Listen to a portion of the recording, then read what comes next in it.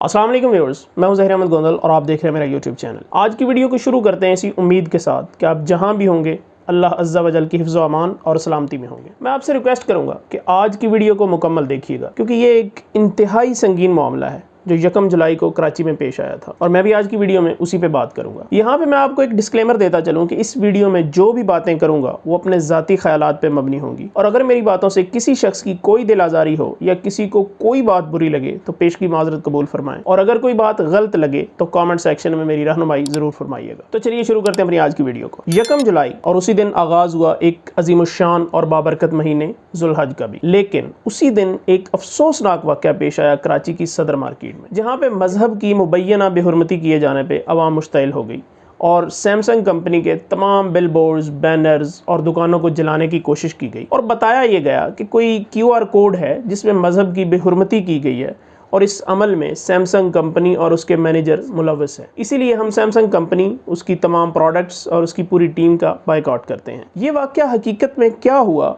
कैसे हुआ और किसके कहने पे हुआ, ये मैं आपको बताऊंगा, लेकिन उससे पहले मैं आपको एक लिटमस टेस्ट बताता हूँ, ये चेक करने का कि क्या वाकई किसी ने कोई गुस्ताखी की है या नहीं। और ये टेस्ट हर बंदा अपने आप पे अप्लाई कर सकता है और आपको अप्लाई करना चाहिए। तो चलिए अभी हम सब मिलकर ये टेस्ट परफॉर्म करते हैं।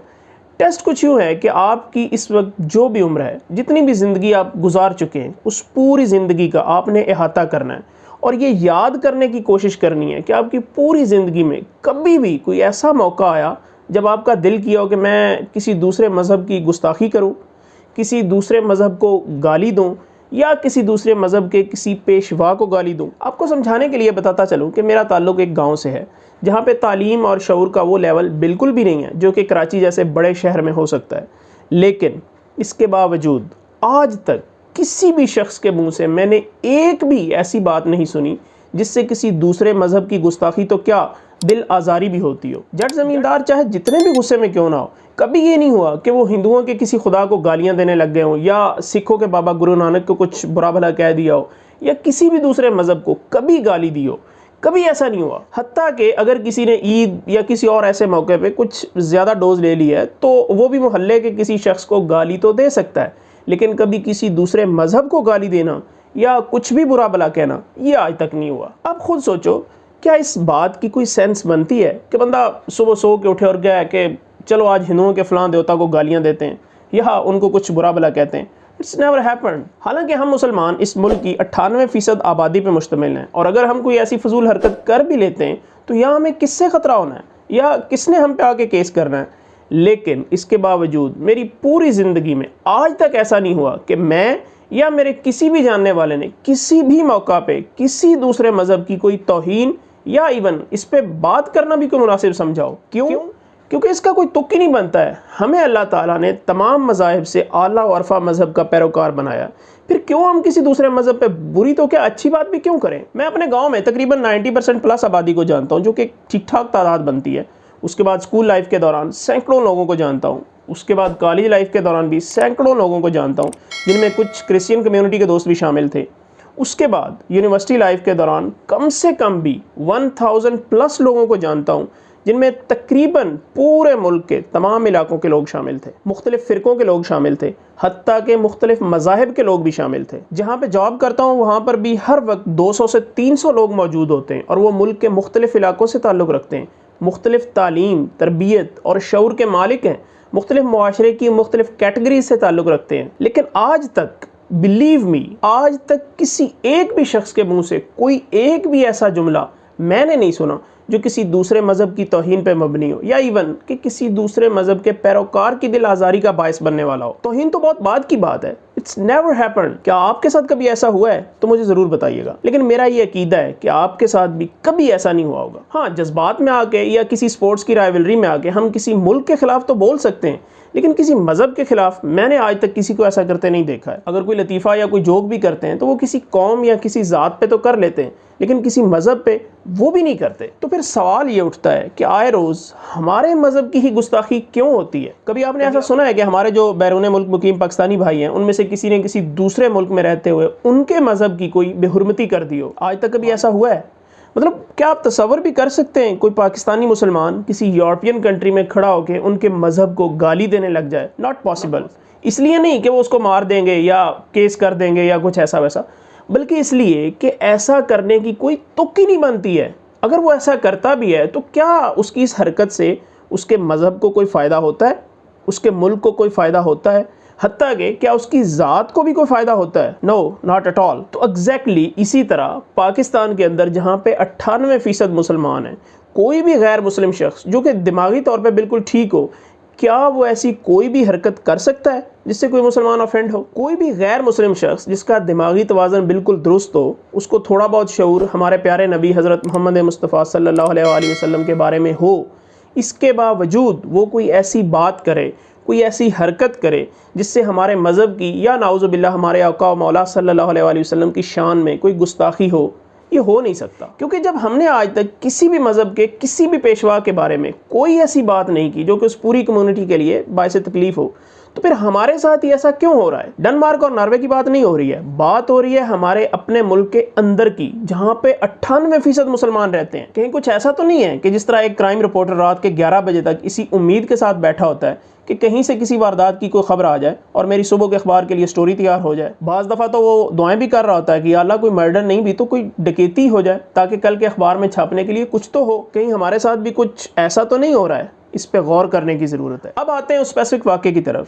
ہوا کچھ یوں کہ 1 جولائی بروز جمعۃ المبارک کراچی کی صدر مارکیٹ میں نماز جمعہ سے پہلے وہاں پہ جو کام کرنے والے لوگ تھے ان کے واٹس ایپ گروپس بنے ہوئے تھے، ان میں کچھ سکرین شاٹ شیئر کیے گئے جن میں وائی فائی کا جو راؤٹر ہوتا ہے اس کا نام کچھ اصحاب کے نام پہ رکھا ہوا تھا اور ساتھ ہی کچھ نازیبا الفاظ بھی لکھے ہوئے تھے، اور بتایا یہ جا رہا ہے کہ وہ وائی فائی کا راؤٹر سیمسنگ کمپنی کے مین آفس میں انسٹال ہوا تھا۔ تو لوگوں نے جب وہ سکرین شاٹس دیکھے تو بجائے ان کی تصدیق کرنے کے یا یہ پتہ لگانے کے کہ اصل میں اس کا ذمہ دار ہے کون اور کون ایسی گھٹیا حرکت کر رہا ہے، انہوں نے وہی کیا جو سب سے آسان کام تھا، یعنی کہ دھڑا دھڑ شیئر ایک گروپ سے دوسرے گروپ میں اور دوسرے سے تیسرے گروپس میں، جس کی وجہ سے لوگوں میں اشتعال بڑھتا گیا اور لوگوں نے شاید خود سے یہ ازیوم کر لیا کہ سیمسنگ کمپنی کا مینیجر اس سارے معاملے کا ذمہ دار ہے، اور لوگوں نے سیمسنگ کے دفاتر اور ان کے بل بورڈز کو توڑنا اور جلانا شروع کر دیا، اور کہا یہ گیا کہ کوئی QR کوڈ ہے جس میں کوئی گستاخی کی گئی ہے، حالانکہ ابھی تک کوئی ایسا QR کوڈ سامنے نہیں آیا ہے۔ QR کوڈ ایک آٹومیٹڈ جنریٹ ہونے والا کوڈ ہوتا ہے جس کو آپ اپنی مرضی سے اس کی لمٹ تو سیٹ کر سکتے ہیں، لیکن اس کا ڈیزائن نہیں بنا سکتے کہ وہ ایسا ہونا چاہیے یا ویسا ہونا چاہیے۔ پہلی بات تو یہ ہے کہ ابھی تک کوئی ایسا QR کوڈ سامنے نہیں آیا ہے، اور اگر کوئی ایسا کوڈ تھا بھی تو اس کو جنریٹ کرنے میں سیمسنگ کمپنی کا دور دور تک کوئی ہاتھ نہیں تھا۔ ہمارے معیشت دان ہاتھ جوڑتے پھر رہے ہیں نوجوان نسل سے اور انٹرپرینور سے کہ خدا را کوئی ایسی کمپنی بنائیں، کوئی ایسی ایپ بنائیں جس سے ہمارے ملک میں زر مبادلہ آئے۔ ایپل ایک کمپنی ہے، لیکن اس ایک کمپنی کی ورتھ پوری دنیا کے صرف 7 ممالک ایسے ہیں جن کی GDP ایپل کی ورتھ سے زیادہ ہے۔ باقی سب ملکوں کی GDP سے زیادہ ویلیو ہے اس ایک ایپل کمپنی کی۔ دنیا کی واحد کمپنی ہے جس کی ورتھ $3 ٹریلین تک پہنچ چکی ہے۔ ہمارے پورے ملک کا بجٹ $47 بلین ہے، جس میں اس پورے ملک نے اگلا پورا سال گزارا کرنا ہے۔ ادھر ایک کمپنی ایپل کی 2022 کے صرف پہلے 3 ماہ کی پرافٹ 97 بلین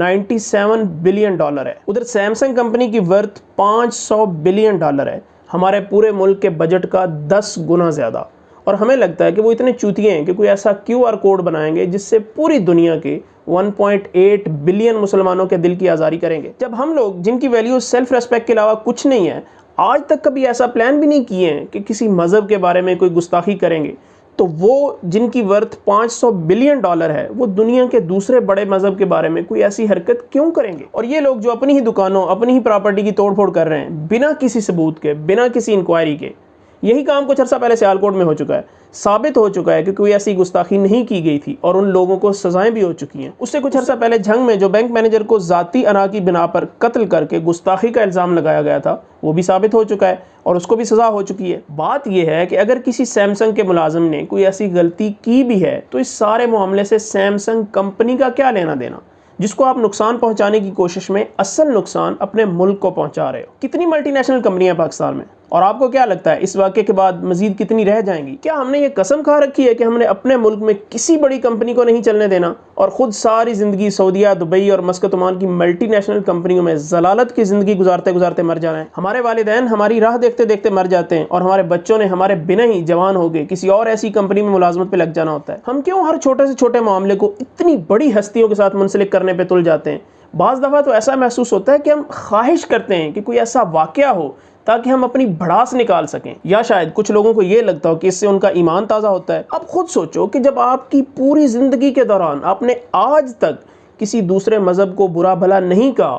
اور نہ کبھی آپ کے کسی جاننے والے نے کوئی ایسی حرکت کی ہے، تو دوسرے مذہب کا بندہ بھی ایسا کیوں کرے گا until unless he is a mental patient؟ اور اگر ایسا نہیں ہے تو پھر کہیں نہ کہیں کوئی کنفیوژن ضرور ہے جسے آپ کو کوئی بھی ایکشن لینے سے پہلے دور کرنا ہے۔ اور ویسے بھی اگر آپ نے ساری زندگی اپنے والد کی ایک بات نہ مانی ہو، ان کی ہر نصیحت کے الٹ چلے ہوں، اور آپ کے والد آپ کی کامیابی کے لیے گڑ گڑاتے ہوئے اس دنیا سے رخصت ہو چکے ہوں، اور کوئی انجان شخص آ کے آپ کے والد کے بارے میں کچھ برا بھلا کہے اور آپ اٹھ کے اس کی گردن اڑا دیں، تو آپ کو کیا لگتا ہے کہ آپ کے والد آپ کے اس عمل سے خوش ہوں گے؟ پہلے آپ کو ان کے بتائے ہوئے طریقوں پہ چلنا پڑے گا۔ ایسی حرکتوں سے نہ آپ کا ایمان مضبوط ہوگا اور نہ ہی آپ کی معیشت ہوگی، تو صرف بدنامی آپ کے مذہب کی، آپ کے ملک کی اور آپ کے آباء و اجداد کی۔ اور اگر کبھی حقیقت میں کچھ ایسا ہو تو سیمسنگ کیا ہزاروں کمپنیاں بھی قربان، لیکن یہ فیصلہ آپ کو کرنا ہے، اور وہ بھی ایکشن لینے سے پہلے۔ ویڈیو پسند آئی ہے تو چینل کو سبسکرائب کر لیں، بیل آئیکن کو پریس کر لیں، اور اگر آپ ویڈیو فیس بک پہ دیکھ رہے ہیں تو میرے فیس بک پیج کو فالو کر لیں، اور اسی کے ساتھ ہی مجھے دیجیے گا اجازت۔ ملتے ہیں کسی اگلی ویڈیو میں، تب تک کے لیے اللہ نگہبان۔